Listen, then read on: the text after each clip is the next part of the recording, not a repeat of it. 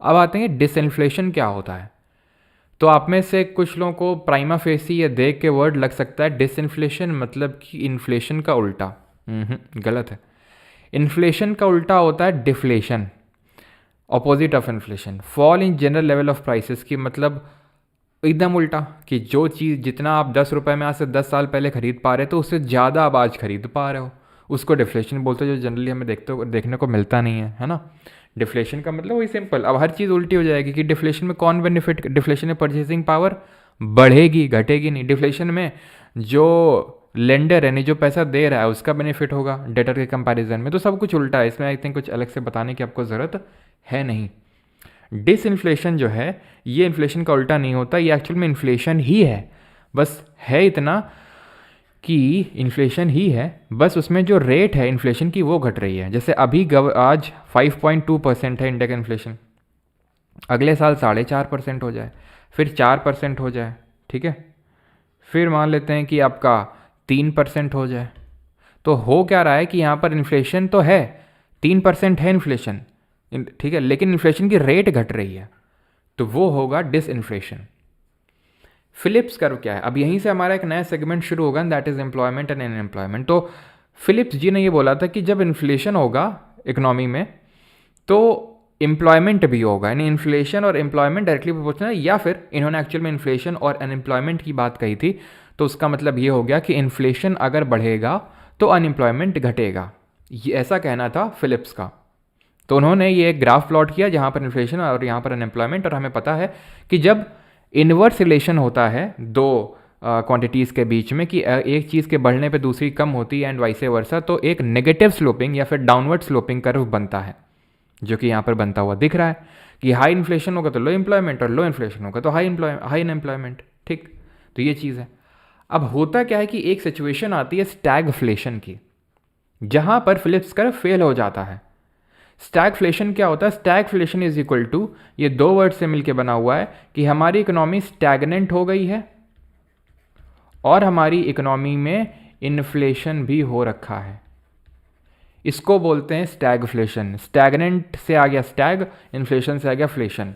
Economy stagnant है, इसका मतलब है कि इकोनॉमिक डाउनटर्न चल रहा है, उतनी इकोनॉमिक एक्टिविटी हो नहीं रही है, लेकिन इन्फ्लेशन फिर भी है।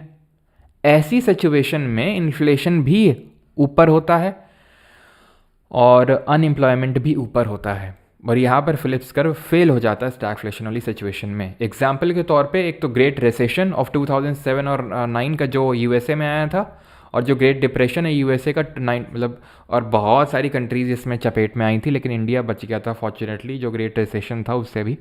और ग्रेट डिप्रेशन आया था 1929 और 39 के बीच में।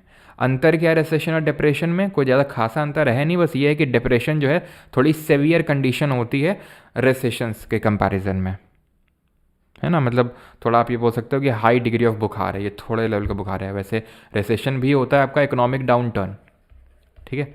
इकोनॉमिक डाउन टर्न का मतलब है कि इकोनॉमिक एक्टिविटी हो नहीं रही है, लोगों की जॉब चली गई है, ये सारी चीज़ें हैं, और इन्फ्लेशन भी हो रखा है।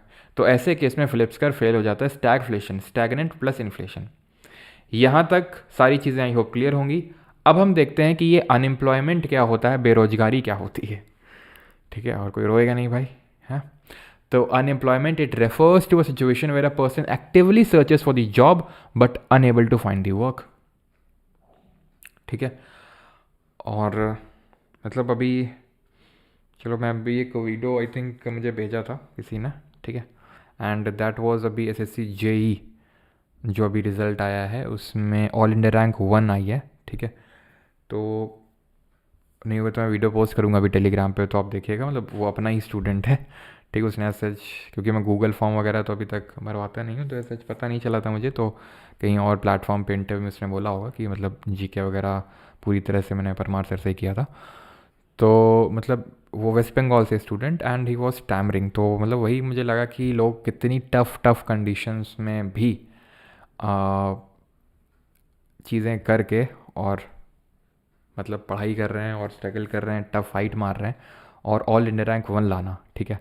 एंड इस कंडीशन में तो काफ़ी एक मतलब वो होता है, मेंटली भले आपको नॉर्मल लग सकता है, लेकिन मेंटली जो होता है ना आप पे काफ़ी वो होता है, प्रेशर होता है, ठीक है।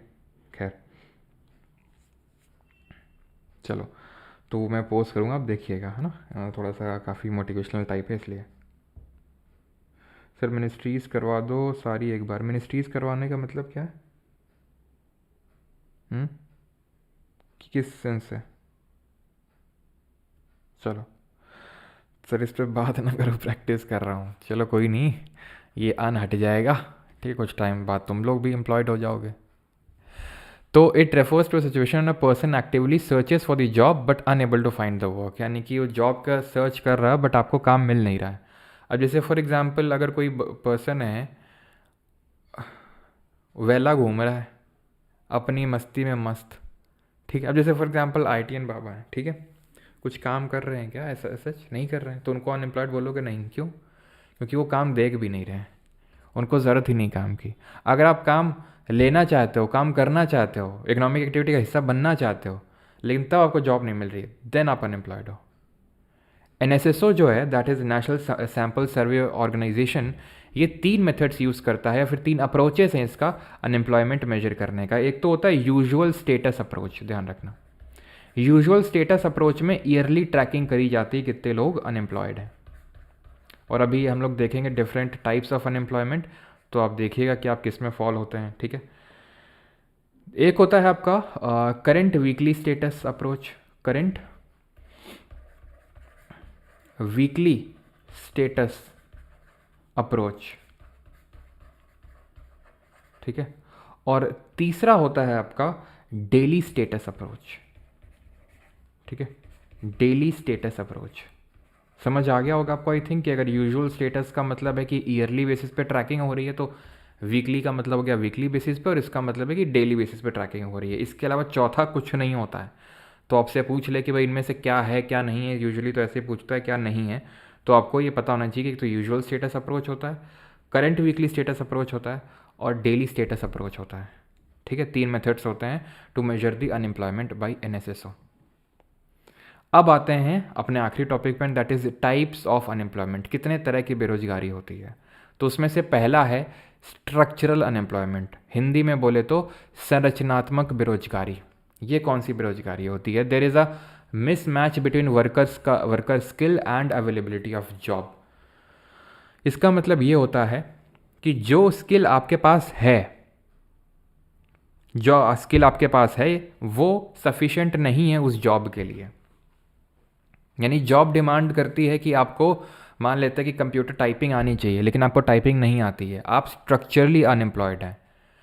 जॉब डिमांड करती है आपको कि भाई आपको एक्सेल में काम आना चाहिए, आपको ये चैट GPT और DeepSeek यूज़ करने आना चाहिए, इसका यूज़ करने आना चाहिए, आपको नहीं आता, उसका यूज़ करके कैसे आप एक्सेल और MS PowerPoint पे काम करोगे? तो दैट इज़ आपका स्किल कमज़ोर है, जो स्किल चाहिए। यानी काइंड ऑफ स्किल गैप जब होता है ना, तो आपका स्ट्रक्चरल अनएम्प्लॉयमेंट या फिर संरचनात्मक बेरोजगारी होती है। जैसे फॉर एग्जांपल कब होता है? जब टेक्नोलॉजिकल एडवांसमेंट होते हैं, like machinery replacement and so on, ठीक है। दूसरा है हमारा, इसको हम बाद में देखेंगे, दूसरा है हमारा फ्रिक्शनल अनएम्प्लॉयमेंट। इसको देखना है तो देख सकते हो, एजुकेटेड अनएम्प्लॉयमेंट है ये, उसको हम डिग्री अनएम्प्लॉयमेंट भी बोलते हैं। ये यूजुअली हमें शहरों में देखने को मिलता है, जहाँ पर डिग्री होल्डर्स को भी, जो एजुकेटेड यूथ है उसको एम्प्लॉयमेंट नहीं मिलता है, उसको हम बोलते हैं एजुकेटेड अनएम्प्लॉयमेंट। पढ़े लिखे हैं, पढ़ाई लिखाई डिग्री भी है, सब कुछ है, लेकिन फिर भी अनएम्प्लॉयड हैं। ये यूजुअली हमें इंडिया में देखने को मिलता है, और खासकर अर्बन पार्ट में। तीसरा है फ्रिक्शनल अनएम्प्लॉयमेंट, हिंदी में बोले तो घर्षण बेरोजगारी, type of unemployment while searching for a new job. यानी कि आपके पास जॉब तो है, लेकिन आप नई जॉब में स्विच करना चाहते हो।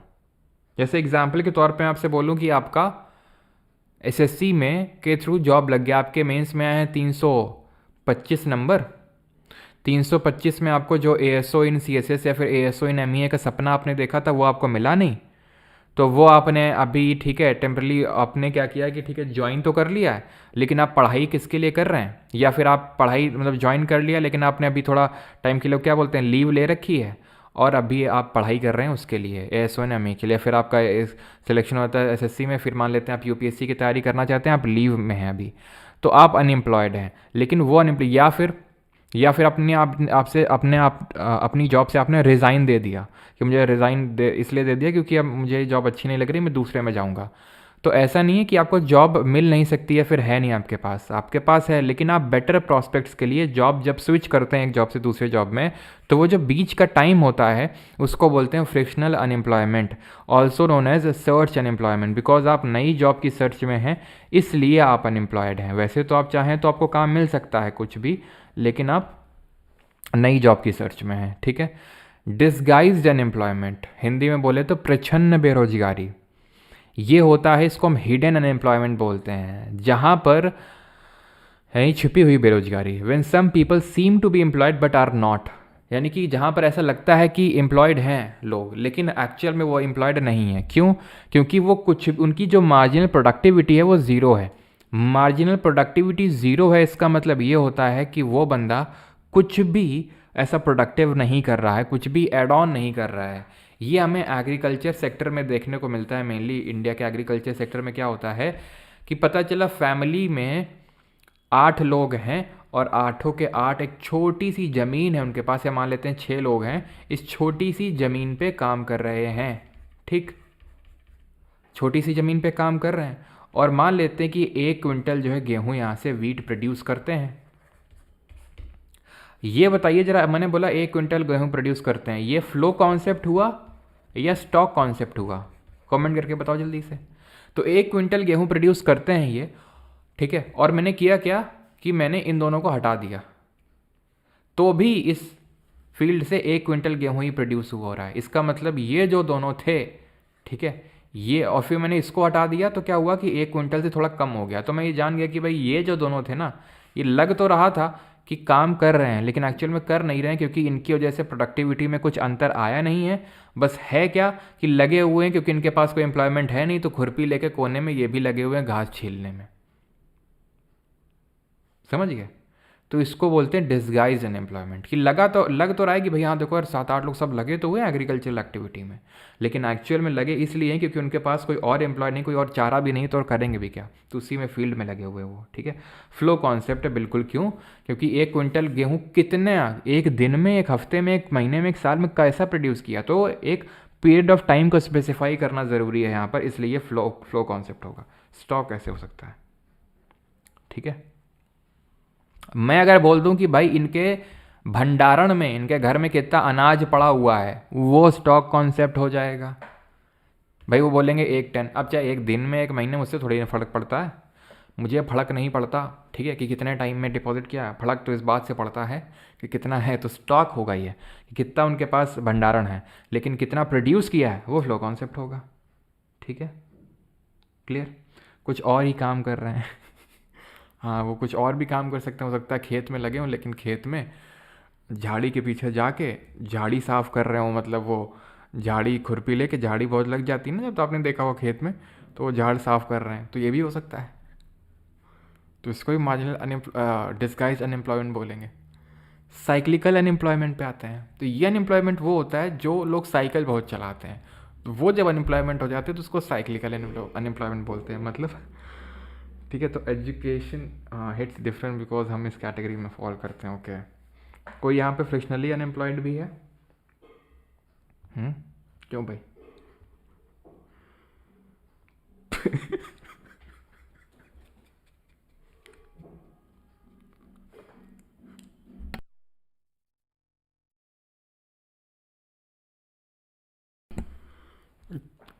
तो तुम लोग कमेंट जो है देखना नहीं चाहिए। चलो, तो साइक्लिकल अनएम्प्लॉयमेंट पे आते हैं। रिसेशन, इन जब इकोनॉमी में रिसेशन हो जाता है, रिसेशन का मतलब होता है इकोनॉमिक, रिसेशन का मतलब हो जाता है इकोनॉमिक डाउन टर्न, यानी कि उतनी इकोनॉमिक एक्टिविटी हो नहीं रही है। अब साइक्लिकल अनएम्प्लॉयमेंट का मतलब ये होता है कि साइकिल आती है एक, जैसे 2008-9 में रिसेशन आया था, अभी कोविड के टाइम पे रिसेशन आया था, तो ऐसे साइकिल आती है रिसेशन की। जैसे हो सकता है कि 2030 में आ जाए, तो होता है इस टाइम पे ये है जब रिसेशन आता है कि जहाँ जहाँ पे रिसेशन आता है, जो भी कंट्रीज़ इफेक्ट होती हैं ओवरऑल, क्योंकि अब हमारी इकोनॉमी ग्लोबलाइज्ड है, तो हर जगह लोगों की जो जॉब है वो चली जाती है। तो उस टाइम पे जो आप अनएम्प्लॉयड हैं उसको बोलते हैं साइक्लिकल अनएम्प्लॉयमेंट। समझ आएगा? मैं फिर से समझाता हूँ कि जब यूजुअली रिसेशन में हमें देखने को मिलता है, जब इकोनॉमिक डाउनटर्न आता है, जैसे कोविड के टाइम पे सबकी जॉब चली गई, क्योंकि इकोनॉमिक डाउनटर्न चल रहा था इकोनॉमी का। तो इसलिए उसको हम बोलेंगे साइक्लिकल अनएम्प्लॉयमेंट। और इसके बाद फिर से सबकी जॉब लग गई, फिर पता चला 10 साल बाद फिर एक बड़ा रिसेशन आया, सबकी जॉब चली गई। तो साइक्लिकल अनएम्प्लॉयमेंट रिसेशन के टाइम पे, ठीक। इसी का एक सब टाइप हम बोल सकते हैं, that is seasonal unemployment. Seasonal unemployment का मतलब ये होता है, ये भी हमें रूरल इंडिया में मेनली देखने को मिलता है, ये भी खासकर एग्रीकल्चर सेक्टर में देखने को मिलता है कि एक पार्ट ऑफ टाइम पे तो आपको आप एम्प्लॉयड होते हैं, लेकिन एक पार्ट ऑफ ईयर में आप अनएम्प्लॉयड होते हैं। जैसे मान लेते हैं कि जो दिवाली के जो दिए बनाते हैं कुम्हार, तो उनको दिवाली के टाइम पे एम्प्लॉयड हैं, उसके बाद अनएम्प्लॉयड। झालर लगाते हैं, जो लाइट लगाते हैं, झालर बनाते हैं, दिवाली आई तो एम्प्लॉयड हैं, फिर अनएम्प्लॉयड हैं। होली के टाइम पे जो कलर्स वगैरह बनाते हो एम्प्लॉयड हैं, बाकी फिर अनएम्प्लॉयड हैं। समझ रहे हैं आप? तो एक टाइम पे एम्प्लॉयड है, फिर अनएम्प्लॉयड। जैसे कि खेती के टाइम पे, ठीक है, अब खेती में मान लेते हैं लेबर्स हैं, वो खेती बाड़ी में काम करते हैं, तो जब बुआई के समय होता है तब काम कर रहे हैं, कटाई के समय हार्वेस्टिंग के टाइम पे तब काम कर रहे हैं, बीच में वो अनएम्प्लॉयड हैं। तो इसको बोलते हैं सीजनल अनएम्प्लॉयमेंट, कि एक सीज़न के बेसिस पे होता है। कुछ भी आप कंसिडर कर सकते हो जो सीजनल टाइप होता है, जो टेम्प्रेरी टाइप होता है, ठीक है, उसको सीजनल बोलते हैं। क्लासिकल अनएम्प्लॉयमेंट क्या होता है? It is also known as real wage employment, ठीक है। रियल वेज अनएम्प्लॉयमेंट का मतलब है it occurs when the real wage for job is too high which leads more job seekers than the job opening. अब मान लेते हैं कि भाई बोला कि 1 लाख जॉब निकली, 1 लाख हम सैलरी देंगे, ठीक है। उसके पास रिसोर्सेज जो आपको सैलरी दे रहा है, नहीं आपका एम्प्लॉई फैक्ट्री वाला, उसके पास 10 लाख रुपए हैं, तो वो सिर्फ 10 ही लोगों को तो जॉब दे सकता है। लेकिन अगर वही बोले कि 10 हज़ार रुपये है, 10 हज़ार रुपये मैं दूंगा महीने का, तो वो 100 लोगों को भी जॉब दे सकता है कि नहीं? ठीक है, सॉरी 10 हज़ार रुपये अगर देगा महीने का, तो 10 लाख हैं, तो बिल्कुल 100 लोगों को नौकरी दे सकता है, ठीक है। तो जब ये क्लासिकल अनएम्प्लॉयमेंट वो होता है जब रियल वेज बहुत ज़्यादा हाई हो जाते हैं, तो सबको जॉब नहीं मिल सकती है, तो वो क्लासिकल है। नेचुरल अनएम्प्लॉयमेंट होता है, it refers to the lowest unemployment level a healthy economy can sustain without causing inflation, ठीक है। बिना इन्फ्लेशन कॉज किए हुए जितना हेल्दी, जो भी हेल्दी इकोनॉमी होता है, जितना भी वो लोवेस्ट अनएम्प्लॉयमेंट रिटेन कर सकती है, जितना वो कर सकती है लोवेस्ट अनएम्प्लॉयमेंट बिना इन्फ्लेशन, मतलब बिना इन्फ्लेशन का में कोई इफेक्ट डाले हुए, उसको नेचुरल अनएम्प्लॉयमेंट बोलते हैं, ठीक है। अब आते हैं मार्जिनल और मेन वर्कर कौन होते हैं, और ये ठीक है, और ये कैजुअल वर्कर कौन होते हैं, ठीक है। तो मार्जिनल और मेन वर्कर ये होते हैं, देखो मार्जिनल वो होते हैं हु आर एम्प्लॉयड। 3 तरह के हम बोल सकते हैं, एक तो अनएम्प्लॉयड वर्कर, ठीक है, कि भाई वो तो बिल्कुल ही उसको एम्प्लॉयमेंट नहीं है। मार्जिनल वो होता है who is employed for for less than 6 months, और डेज में अगर पूछेगा तो 183 डेज। और मेन वर्कर कौन होता है? Who is employed for more than 6 months और मोर देन 183 डेज। समझ आ गई बात? 106 महीने से अगर कम आप एम्प्लॉयड हैं, तो आप जैसे कि जो हमारे सीजनली जो अनएम्प्लॉयड होते हैं यूजुअली मार्जिनली कैटेगरी में फॉल करेंगे। कैजुअल वर्कर कौन होता है? वर्कर का तरीका थोड़ा कैजुअल है। कैजुअल वर्कर वो होते हैं जिनका काम करने का तरीका थोड़ा कैजुअल होता है, जिनका बैठने का तरीका थोड़ा कैजुअल होता है। तो कैजुअल वर्कर वो होते हैं जो कि एज अ कॉन्ट्रैक्ट बेसिस पे वर्क कर रहे हैं। जैसे कि आप मेरे पास आए, सर हमें जॉब की नीड है, सर कुछ काम दे दीजिए सर। तो हमने कहा कि बेटा ऐसा करो, एप्लीकेशन पे ये कुछ क्वेश्चन ही अपलोड कर दो तुम, ठीक है, और हम तुम्हें इतना रुपए देंगे। आगे का हम बता नहीं सकते क्योंकि ये परमानेंट टाइप की जॉब नहीं है, क्वेश्चंस की नीड है, अभी आप चाहो तो क्वेश्चन अपलोड कर सकते हो। तो आप कैजुअल वर्कर होगे क्योंकि आपका काम करने का तरीका थोड़ा कैजुअल है, मतलब आप कॉन्ट्रैक्ट बेसिस पे काम कर रहे हो, ठीक है। तो उनको कैजुअल वर्कर बोलते हैं। ऑर्गेनाइज्ड और अनऑर्गेनाइज ये सेक्टर क्या होता है इकोनॉमी का? ऑर्गेनाइज्ड अनऑर्गेनाइज्ड का मतलब होता है, देखिए जैसे आपने देखा होगा, जिनका पढ़ाने का तरीका थोड़ा कैजुअल हो, कैजुअल टीचर है। हम्म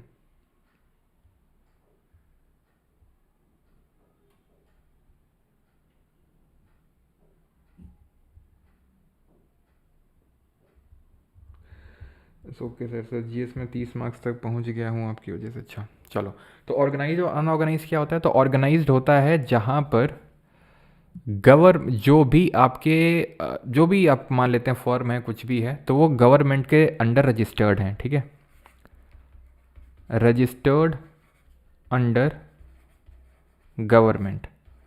तो ये गवर्नमेंट के अंडर में रजिस्टर्ड है, उनको हम बोलते हैं ऑर्गेनाइज्ड सेक्टर।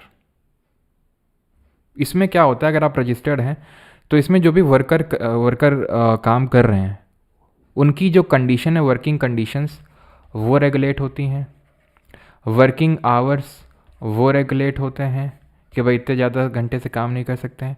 उनको सोशल सिक्योरिटी मिलती है कि कभी ऐसे जॉब से रैंडम नहीं हटाया जा सकता कि आज तुम कल से जॉब पे मत आना, है ना। और जो भी काम दे रहा है तो उसको कुछ ना कुछ सोशल सिक्योरिटी प्रोवाइड करके रखना है कि भाई जब काम छोड़ेगा तो उसको इतना पैसा देना है, वो सारी चीज़ें। अनऑर्गेनाइज जो होता है, इट इज़ अनरजिस्टर्ड और unregulated by government. Government regulate नहीं करती है, क्यों? क्योंकि उसके अंडर रेगुलेशन में आते नहीं। जैसे मान लेते हैं कि किराने की दुकान है, तो किराने की दुकान पे बच्चे से आप 12 घंटे भी काम करवा सकते हो, ठीक है। क्या सोशल सिक्योरिटी कुछ होती है उनकी? कुछ नहीं होती है, क्योंकि गवर्नमेंट रेगुलेट नहीं कर रही उसको। और इंडिया, ठीक है, मान लो कि पानी बताशिया आले में जो रेडी कोई लगा रहा है, उसको बोला है किसी ने ठेलिया लेके जाओ सुबह से और रात में आना, तो कोई रेगुलेट कर रहा है? उसको नहीं कर रहा है। तो यहाँ पे आप ये समझ लो कि जो 90% हमारा वर्किंग क्लास है, जो लेबर फोर्स है, वो आपका अनऑर्गेनाइज सेक्टर में ही काम करता है। ऑर्गेनाइज में तो सिर्फ 10% है, उससे कम है। कुछ वन लाइनर है, ध्यान रखना। भगवती कमेटी, मतलब ख़त्म हो गया हमारा टॉपिक। अब किसी कोई डाउट होगा तो पूछ लेगा। जो भगवती कमेटी है 1973 की, presented a report on unemployment. The committee was officially named the task force on employment and income distribution. तो ध्यान रखना, ये भगवती कमेटी कौन सी कमेटी है, आपसे पूछ लेकर डायरेक्टली कब बनी थी, किस पे थी। तो 1973 में बनी थी, अनएम्प्लॉयमेंट पे बनी थी, ठीक है। एमजी नरेगा क्या करता है? ये एक स्कीम है, आपको पता है, Mahatma Gandhi national rural employment guarantee act. ये 100 डेज़ ऑफ एम्प्लॉयमेंट प्रोवाइड करता है। किस तरह का ये एम्प्लॉयमेंट होगा? ये अनस्किल्ड मैनुअल वर्क होगा। अनस्किल्ड, जहाँ पर आपको कोई स्किल की ज़रूरत नहीं, फावड़ा लेके आओ, गड्ढा खोद दो, और फिर एम्प्लॉयमेंट चाहिए तो गड्ढा भर दो, ख़त्म। गड्ढा खोद दो, गड्ढा भर दो, अनस्किल्ड मैनुअल वर्क, ठीक है, unskilled manual work to an adult member of a rural household. ये पहले नरेगा के तौर पे लॉन्च हुआ था, national rural employment guarantee act. कब लॉन्च हुआ था? ये 2005 में ये एक्ट आया था, ध्यान रखना, ये एक्ट आया था, ठीक है। और ये लागू कब हुआ था, नहीं एनफोर्स कब हुआ था? ये लागू, ठीक है, ये कब हुआ था? ये लागू हुआ था 2006 में। और अगर आपसे पूछे ये नरेगा से एमजी नरेगा कब बना था, ठीक है, तो ये ध्यान रखिएगा, ये बना था 2 अक्टूबर, गांधी जयंती के दिन ही, 2 अक्टूबर 2009, ये ध्यान रखिएगा। According to recent studies in India, the majority of unemployed people are at the secondary education and above level. ये थोड़ा ध्यान रखिएगा, ठीक है। सेकेंडरी एजुकेशन है उसके अबव लेवल में इंडिया में ज़्यादातर लोग अनएम्प्लॉयड हैं। एंड आज का लेक्चर होता है हमारा यहाँ पर ख़त्म। अब हम